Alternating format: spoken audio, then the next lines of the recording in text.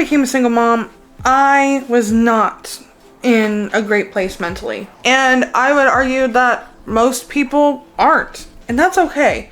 But in all actuality, there are 7 things I wish I knew that would have absolutely changed the game for me. That taking care of myself wasn't selfish. In fact, not taking care of myself actually did more harm than good.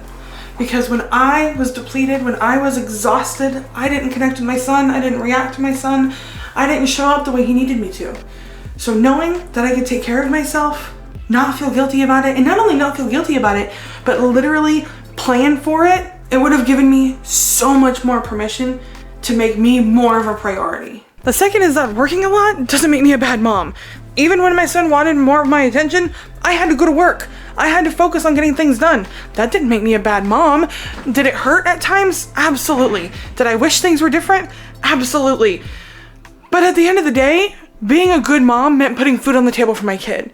Being a good mom meant adjusting to this new normal and realizing that I have to be both the breadwinner and the main parent. I couldn't just be one anymore. And even when I had to explain to my son that the reason that he had to sleep with grandma and papa because I had to work all night, so I'd see him in the morning, and it sucked and it hurt, I also knew that I was making the best choice for both of us in that moment. I was being the best mom I absolutely could be.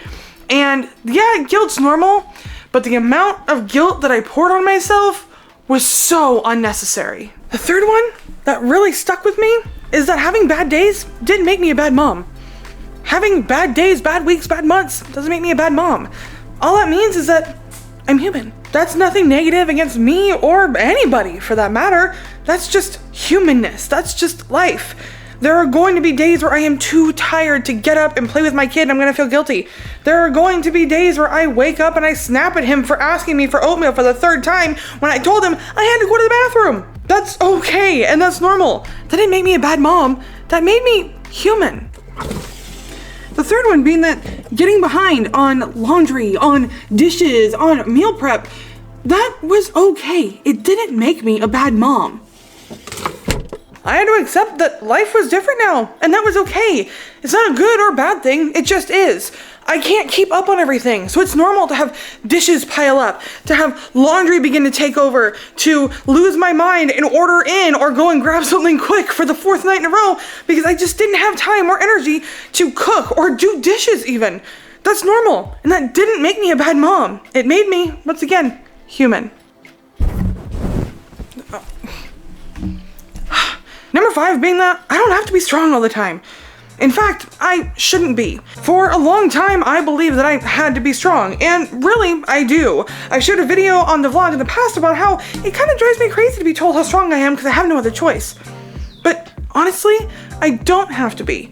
I need to get comfortable not being strong. I need to learn how to connect with other people, how to lean on other people, and how to accept support, so that way I could be the best mom that I absolutely could be. That just because I'm a single parent, my family isn't broken. My son's not growing up in a broken home. I used to beat myself up about this all the time because I was like, man, all I wanted for my kid was a normal life. I wanted him to have, the 2-parent household. I wanted all of this stuff. But I realized that line of thinking and that mindset only made me a worse mom. It took me farther away from the goal of being the best mom I could be. So, is it a perfect situation?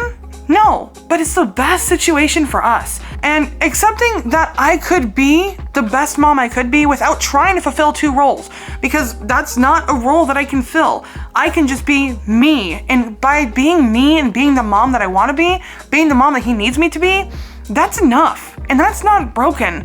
That's pretty freaking amazing. That simply by showing up, I was a damn good mom.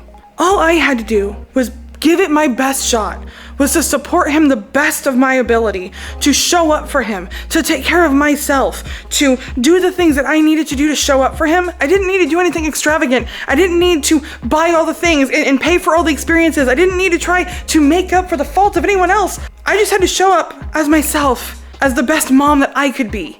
And by doing that, I'm a damn good mom. The truth is, Mama, so are you. You are going through a lot, and you're still showing up. You're fighting to be better. You are fighting to be the best mom you absolutely can be. You recognize your failures. You're owning your mess ups. That's incredible. You are a damn good mom. You may not be able to afford all the fanciest things. You may not have the ability to spend all the time with your kid that you want, but you're still showing up for them. And they see that. They know that. They're not gonna remember the extra fancy birthday parties. They're gonna remember the times with you laughing for 10 minutes at the funniest thing they saw on TikTok. They're gonna remember the times that you spent with them at the breakfast table talking about that crazy thing that happened at grandma's yesterday. They're gonna know that you showed up for them. And that matters more than anything else. You're doing a great job, Mama. Keep it up.